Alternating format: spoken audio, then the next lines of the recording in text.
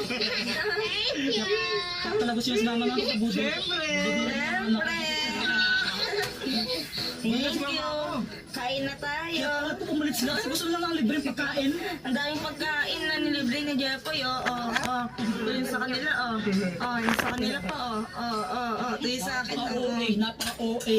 Kaya Thank pala you. gusto sumama kasi gusto ng libreng pagkain. Ano, kain na tayo? Yung pinag-usapan natin, bibili lang tayo ng mga gamitin. Ba't kumain bigla? Sama kayo kain sa amin.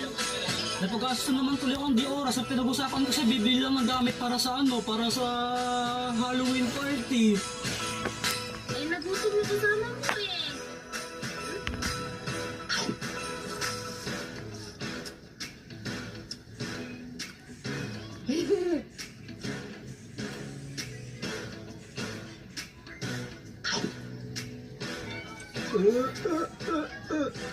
So mga katrops, ito na nga, back to reality. Nandito kami para bumili ng mga gagamitin namin mamaya sa Halloween party. Kaya, yeah, Excited na ako mag-decorate. decorate ka. Oo, tayo lahat. Tulong-tulong. Decorate mo. Halloween party, di ba? Halloween. Yung parang bulak na malaki, ganyan. Tita! Ah, Ano ano? bang gagawin namin? Kung sa'yo yung gagawin ninyo. Ba't tinatanong niyo ako? Oh! Dito na lang para mas mabilis. Bumili na lang kayo ng candies. Gusto niyo? Pang-price. Basta po yung pera. Ito. Saan po yung bibilin namin? Bili niyo lahat. Yan, ha? Okay pa! Ay, wait lang.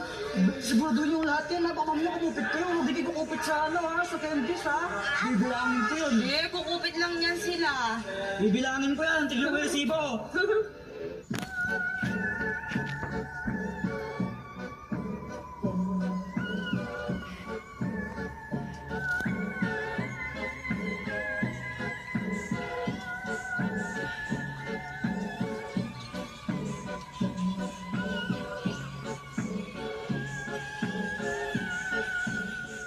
Ate Sheena, ano bibilin natin? Ewan ko.